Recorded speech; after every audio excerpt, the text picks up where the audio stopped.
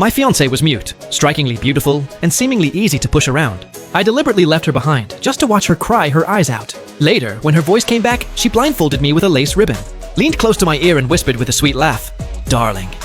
Now it's my turn to make you cry, after the whole marry and sign package deal." I got shipped straight into the bedroom of the most powerful heiress in town. You should be grateful you get to marry her. Try to run again, and I'll break all 3 of your legs. Her bodyguards tossed me into the room, locked the door behind them, and my mind went completely blank. Memories that weren't mine came flooding in. I had transmigrated into a novel, and not just any character. I was the second male lead, a total simp, handed over to the heiress by his own greedy family. All because this heiress, despite being filthy rich, had suddenly lost her voice and become mute. The ending in the book was tragic. She gave the second lead everything he ever asked for. She treated him like the man she'd spent her life with. But he only had eyes for the female lead. He even teamed up with a female lead to seize the family fortune, and left the heiress to burn alive. One of these women was a fool, and the other was a snake. I wanted nothing to do with either of them. I pulled a few strands of hair and picked the lock with them. A few seconds later, the door swung open. I looked up, and locked eyes with a woman standing right there. She looked startled. Her lips were slightly parted, and she had this absolutely stunning face. In that moment, she looked adorably dazed, with a figure that could stop traffic. Her skin was so pale, it looked like it would flush red at the slightest touch.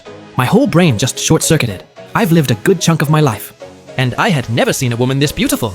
If only she were my wife. The housekeeper rushed over and pulled her protectively behind her. "Miss, you can't just wander off like that. Your husband clearly despises you. What if he tries to hurt you?" My mind exploded. Oh, you've got to be kidding me. That was actually my wife. I was seriously starting to wonder. Was the original guy completely out of his mind, having a wife like this, and still not knowing how to appreciate her, choosing to chase after the female lead instead? My phone wallpaper was literally a photo of the female lead. She was decent looking, I guess, but compared to the woman I just saw, there was absolutely no contest. With a wife like this, why would anyone want to run? I'd walk through fire to stay. By the time I caught up, the party had already started.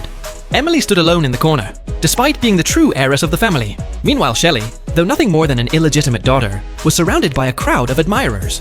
When she saw me, a flash of clear disdain crossed her eyes. Fair enough. The original guy used to cling to her like glue. Then someone nearby whispered something. Shelley slowly curled her lips into a smug little smile and dropped into a chair. She stretched one leg out in front of me and laughed softly. Brother-in-law. "Is my shoe dirty?" My mind snapped like a rubber band. I suddenly remembered this scene from the book. Shelley wanted to humiliate Emily, so she had Emily's husband shine her shoes right in front of everyone. And the second lead was her #1 lapdog. He actually ran over with a big grin and did it, making both himself and Emily a complete joke.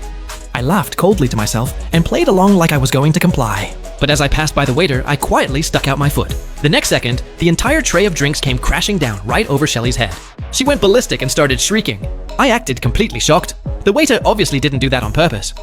There are so many people watching right now. Little sis Shelley, you wouldn't risk your own reputation over something this small with a waiter, would you? Shelley choked on her words and gritted her teeth. Fine then. Such fine manners. Only someone from the real family could be so classy. What kind of manners could someone raised by a mistress possibly have?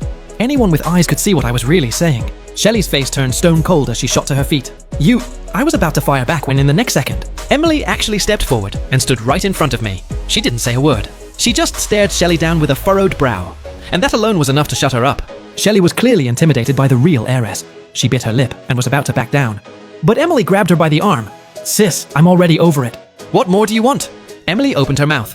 I could read her lips clearly. She was saying apologize. The outsiders had no idea. They all thought Shelley was on top of the world, sitting pretty as the heir apparent.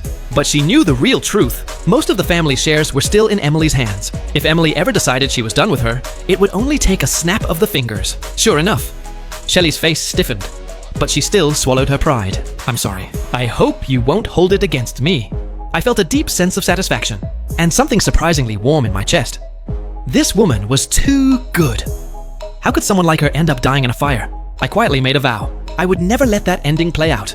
Midway through the banquet, I slipped away to the restroom just as I turned the corner.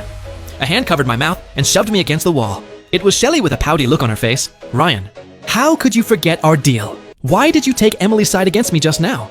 I was totally lost. Did the original guy seriously have some secret arrangement with her? What deal are you even talking about? What was it again? Oh, stop it, Ryan. You're so bad. Pretending you have amnesia on me. Come on. Didn't you say you married my sister so you could work from the inside and help me take control of the family assets? Don't worry, once I become the heir, the first thing I'll do is marry you. Oh wow. In the book, you did become the heir, all right, but the guy you ended up with was my little brother. What a charming pair those two made. I decided to play along. Everything I did tonight was to earn Emily's trust. My heart has always been with you. Shelley giggled and batted her lashes. She threw me a flirty look on her way out, and I nearly gagged.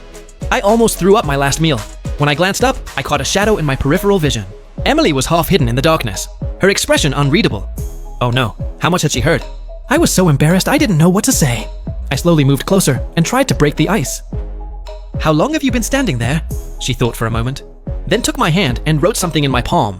What do you think? My heart skipped a beat. Great, she definitely heard everything. I didn't want her to get the wrong idea, but I had no idea how to explain. After all, the original guy had done plenty of things to hurt her. That night, everyone stayed over at the estate, and since Emily and I were legally married, they put us in the same room. She pointed at me, then pointed at the couch. The message was crystal clear. Sleeping on the couch on the first night of marriage. Honestly, what kind of man would just accept that? Doesn't every guy want to cuddle up with his wife? In the warm glow of the lamplight, the air between us turned soft and electric.